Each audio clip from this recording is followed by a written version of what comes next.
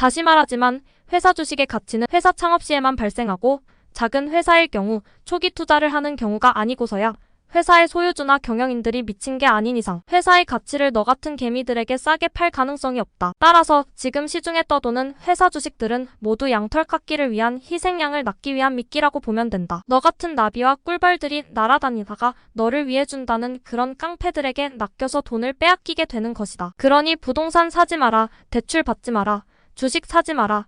이 세 가지만 명심해도 너와 네 가족은 살아남을 수 있다. 아직도 이 말에 공감하지 못하는 양떼들을 위해 참고하라고 하나 더 투척하자면 돈을 어떻게 이해해야 하느냐? 네가 물속에서 헤엄을 치고 있다고 생각해보라. 이때 너의 목숨을 위해 누군가 너 대신 헤엄을 쳐줄 거라고 믿고 있는 것 자체가 병신 같은 것이다. 너가 헤엄치기 위해서 손발을 사용하고 있는 것이 돈이라고 생각하면 된다. 따라서 네 돈을 다른 사람에게 줘버리면 너는 헤엄칠 손과 발이 없는 상태이게 된다. 그럼 물에 빠지는데 헤엄 못 치게 되면 뒤지는 거다. 이렇게 이해하면 쉽다. 따라서 돈은 언제든지 필요하면 꺼내 쓸 수가 있는 공간과 거리에 존재해야 한다. 안전하게 분산해서 여러 은행에 잘 보관하는 게 가장 좋다. 나라가 신뢰가 안 되면 금이나 현물 같은 것으로 보유하면 된다. 나라가 믿어지면 여러 은행에 분산시켜서 보관해라. 이 와중에 네가 돈 냄새를 풍기면 저 깡패 새끼들은 너에게 어떻게든 돈을 삥뜯기 위해 무슨 말이든지 할 것이다. 그러니 평소에 돈 있다고 말하고 다니지 말고 없는 척하면서 살아라.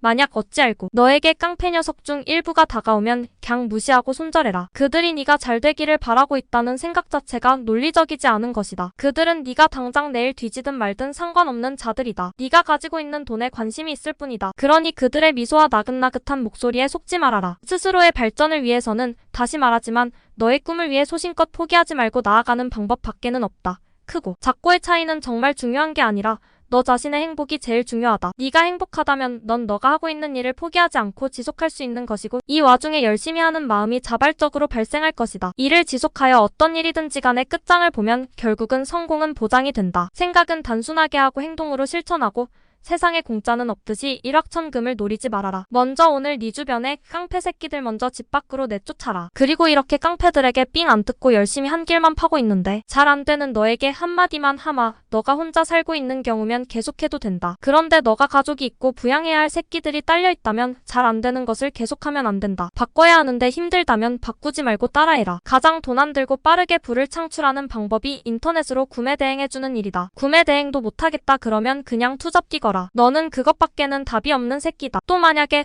너나 또는 네 아내나 남편이 계속 안 되는 일을 스스로 만족하고 계속하고 싶다고 하면 네 가족은 그냥 가난에 쪄들며 살 수밖에 없다. 사람이 고쳐지는 사람이 있고 안 고쳐지는 사람이 있다. 불행히도 넌 안 고쳐지는 사람과 결혼을 한 것이다. 방법은 두 가지다. 첫 번째 방법은 이 새끼와 돈 관련해서는 깔끔하게 손절하는 것이다. 같이 살아야 하니 밥만 먹여주고 용돈이나 기타, 카드나 통장 같은 것은 주지 말아라. 주면 이 새끼는 네 돈을 쓰고 다닐 것이다. 그리고 너도 이제 똑같은 새끼다. 그러면 정말 답 없다. 그냥 그렇게 살아야 한다는 것을 명심해라. 네가 벌어서 내 새끼들 먹여 살려야 한다. 그것밖에는 없다. 일체 기대도 하지 말고 그냥 포기해라. 사람을 보고 살고 같이 밥 먹고 사는 데만 만족을 해야지 네가 그놈년이 바뀌길 바라는 불상사가 일어나지 않기를 바란다. 두 번째 방법은 깔끔하게 빨리 헤어지는 것이다. 이런 방법은 두 사람 사이에 애가 없는 경우는 강력하게 추천한다. 최대한 빠르게 최대한 멀리 도망가라. 그리고 다시는 이런 새끼와 비슷한 놈을 만나지 말아라. 사람은 바뀌지 않는다. 그리고 바뀌려면 둘 중 한 명이 완벽하게 올바르고 완벽하게 권력을 쥐고 있는 관계여야지만 아주 조금씩 바뀌어 나간다. 쉽지 않은 길이고 매우 스트레스가 많은 삶이지만